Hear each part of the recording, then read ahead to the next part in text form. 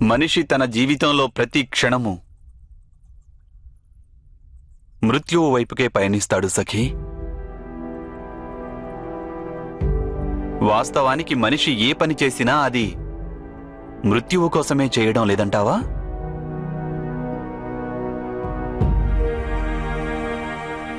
వసంతంలో చివురించేటటువంటి ప్రతి ఒక్క పత్రము మళ్లీ శిశిరంలో రాలేందుకే చివురించడం లేదా?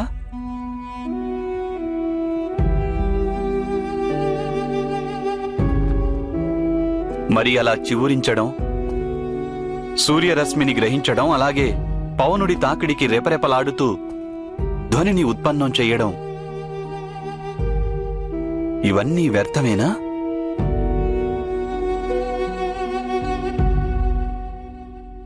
పెను తుఫాను వృక్షాన్ని కుదిపేస్తున్నప్పుడు ఆ వృక్షాంశంపై ఉన్న ప్రతి ఆకు తన శక్తినంతా కూడా తీసుకొని ఆ వృక్షంపైనే ఉండే ప్రయత్నం చేస్తుంది. కానీ శిశిర ఋతువు రాగానే అవి వాటంతటవే రాలిపోతాయి. సృష్టి కూడా ఒక మహావృక్షం లాంటిదే సఖీ.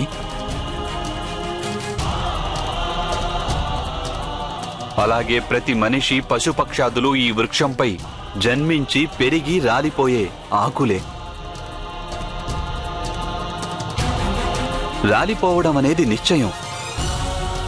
కానీ ఆ మహావృక్షంపై ఉన్నంత వరకు వారు సంఘర్షణలు, శాంతి రెండింటినీ ఆనందించడం వారి కర్తవ్యం.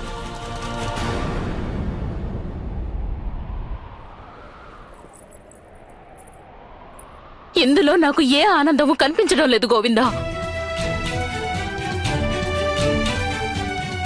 ఎందుకంటే నీవు మోహానికి బందీవైనావు సఖీ. అవును, నేను మోహానికి బందీనైనాను. కానీ ఈ యుద్ధంలో మాకు విజయం లభిస్తే అప్పుడు కూడా నాకు ఏ సుఖమూ లభించదంటావా? సుఖం కోసం యుద్ధం చేయమని నేనెప్పుడు చెప్పాను సఖీ? ప్రతీకారం, ప్రతిష్ఠ, సంపదల కోసం యుద్ధం చేయమని నేనెప్పుడు సలహా ఇచ్చాను?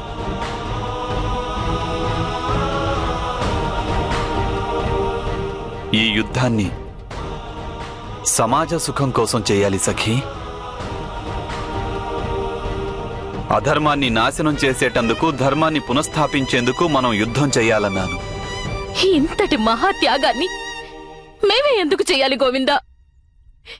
ఎందుకు?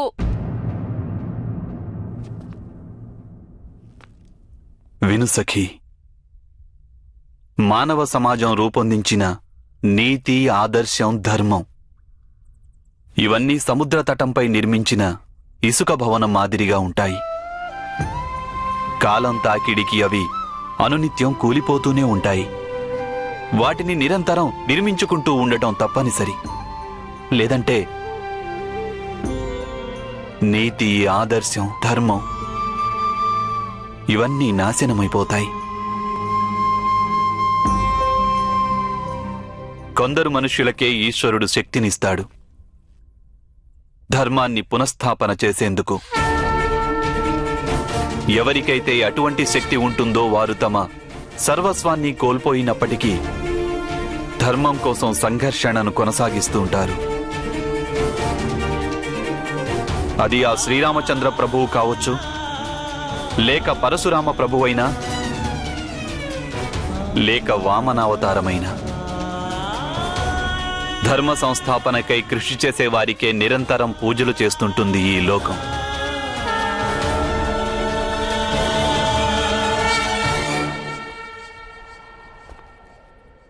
ఒక్క విషయం తెలుసుకో సఖీ, ధర్మం కోసం కృషి చేయడం ఎవరికీ కర్తవ్యం కాదు.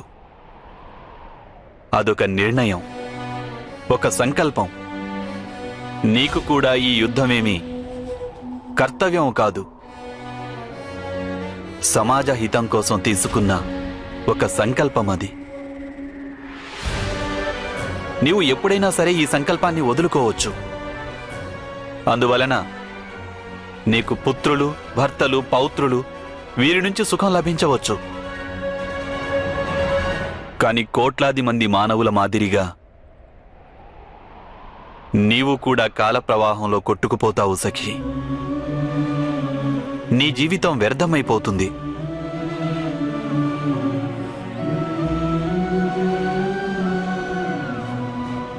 కారణంగా ఎవరికీ ఎటువంటి లాభము లభించదు. ఈశ్వరుడు నీకు ఒక విశేష శక్తిని దానంగా ఇచ్చాడు. ఆ ఈశ్వరుని విశ్వాసం చెదిరిపోతుంది.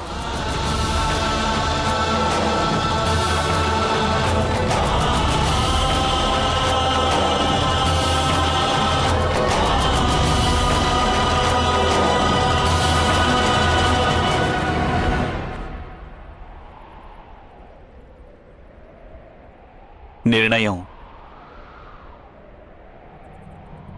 నీవే తీసుకోవాలి సఖీ.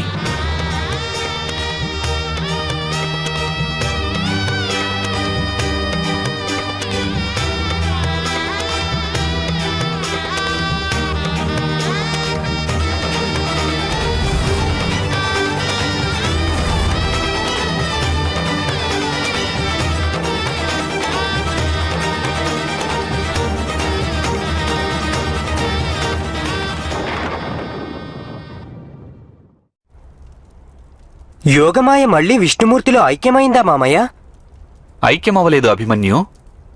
ఆ మహావిష్ణుని యోగమాయ లోకంలో ధర్మ సంస్థాపన కోసం సదా ప్రకటితమవుతూనే ఉంటుంది.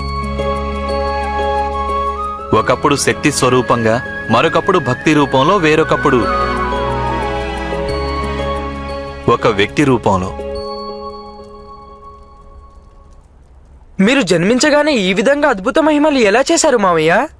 వత్సా శృతసోమ, భూమిపై మనిషిగా జన్మించిన వ్యక్తి ఎటువంటి మహిమలు చేయలేడు.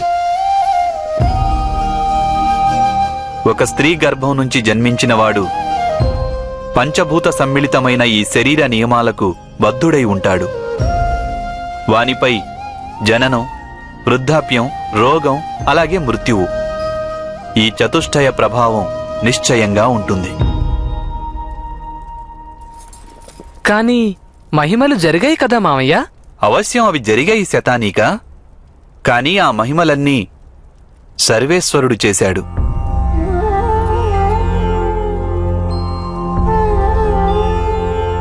మన సమాజంలో వ్యాపించిన అధర్మాన్ని నాశనం చేసి ధర్మాన్ని స్థాపించాలనే కోరిక ప్రతి మనిషి హృదయంలోనూ జన్మించినప్పుడు, పాపము ఎప్పుడు తన అవధులు దాటిపోతుందో అప్పుడు ధర్మాన్ని రక్షించడం కోసం సర్వేశ్వరుడు మహిమలు చేస్తూనే ఉంటాడు వత్స.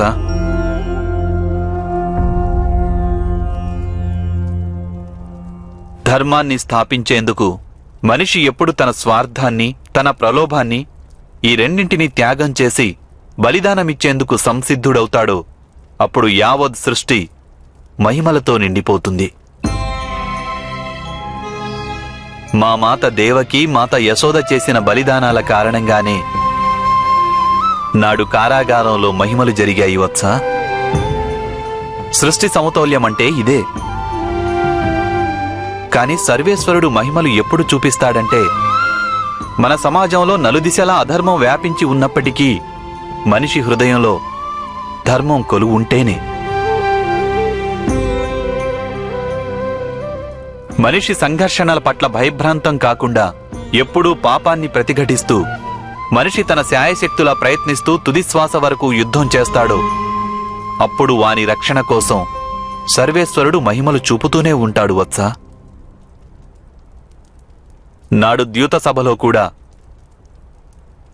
పాండవులందరికీ అనేక అన్యాయాలు జరిగాయి. కాని వీరందరూ ధర్మాన్ని ఏమాత్రం విడనాడలేదు.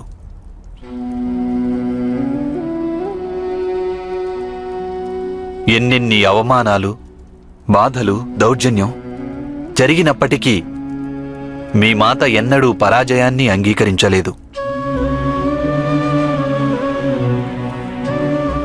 ఈ కారణంగానే సర్వేశ్వరుడు మహిమలు చూపించాడు.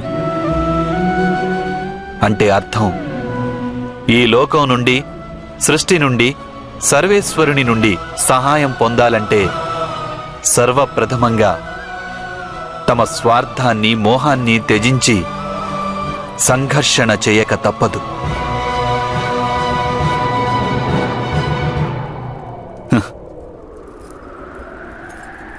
యథార్థమే పలికాను కదా సఖీ.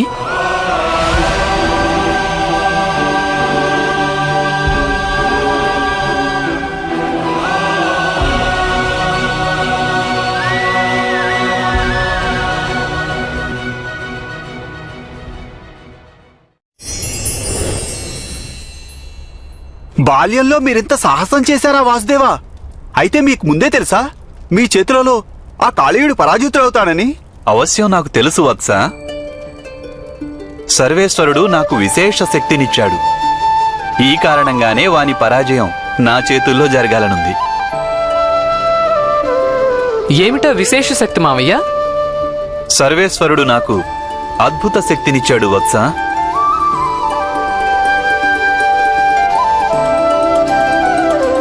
అదేమిటో నీకు తెలుసుకోవాలనుందా? ప్రయత్నం చేసే శక్తి. నాకు నమ్మకం ఉంది, ఒకవేళ నేను సాహసంతో శ్రద్ధగా ప్రయత్నం చేస్తే ఎటువంటి కార్యమైనా నాకు అసంభవం కాదని. కానీ మావయ్య, ప్రయత్నం అనేది అందరూ చేస్తారు కదా. నీవు యథార్థం చెప్పావు వత్సా శృతసోమ. ప్రయత్నం అందరూ చేస్తుంటారు. నిజానికి ప్రయత్నం చేయడమే అవసరం విజయాన్ని పొందేందుకు.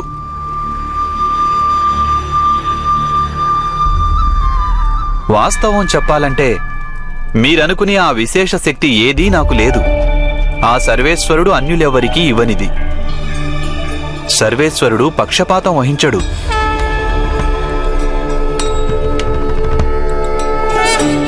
మనం అందరం సమానమైన శక్తితోనే జన్మిస్తుంటాం. కానీ భయం, మోహం, లాలస వంటి లక్షణాలు మనిషిని ప్రయత్నించకుండా నిరోధిస్తాయి. ఇక ఎవరైతే ప్రయత్నమే చెయ్యరో వారిని సాఫల్యం ఏ విధంగా వరిస్తుంది వత్సా?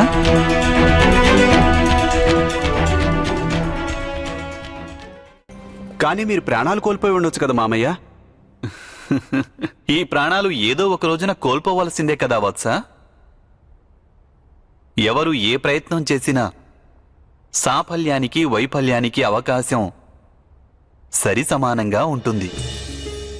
కానీ ఏ ప్రయత్నమూ చేయకుండా ఉంటే వారికి 100కి 100 పాళ్ళు వైఫల్యమే మిగులుతుంది. గుర్తుంచుకోండి కుమారులారా, ఇతరుల అన్యాయాన్ని, అత్యాచారాన్ని, అధర్మాన్ని ఎదిరించి సంఘర్షణకు ప్రయత్నించడంలో కేవలం ఒకే ఒక హాని జరగవచ్చు. అలా జరిగే హాని మృత్యువు. కానీ ఏదైనా భయం గాని లేక మోహం కారణంగా ప్రయత్నం అనేదే చేయకుంటే 2 విధాలుగా హాని జరగవచ్చు. మనలో ఆత్మబలం క్షీణిస్తుంది, ఇంకా అధర్మపరుల అధర్మం పెరుగుతుంది. నేను చెప్పిందంతా యథార్థమేనా సఖీ?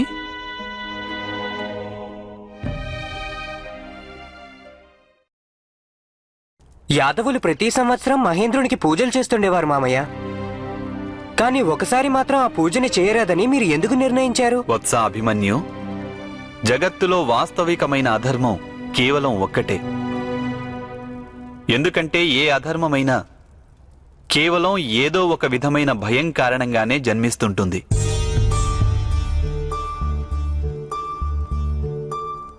ఆ మహేంద్రుని పూజను తిరస్కరించడం నా అభిమతం కాదు.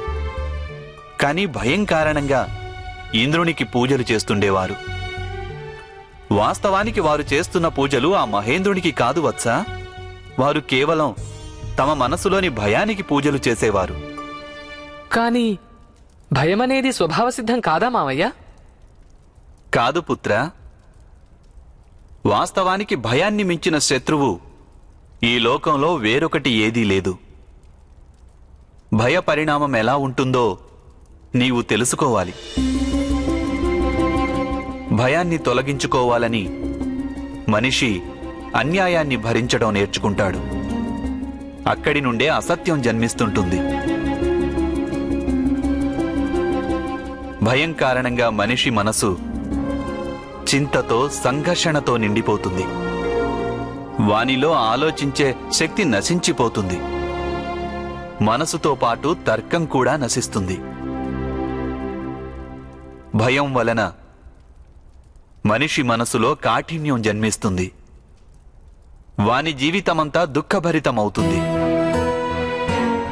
జీవితంలో ఆనందం లేకుండా పోతుంది. సత్ చిత్ ఆనందం. సచ్చిదానందమే పరమాత్మ స్వరూపం వత్సా.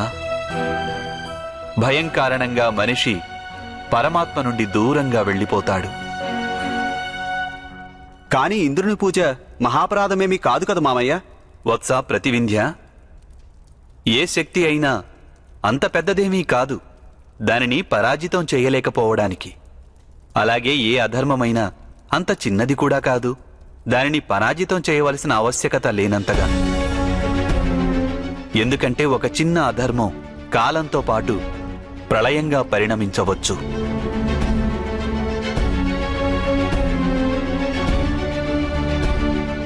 నేను వాస్తవమే చెప్తున్నాను కదా సఖీ.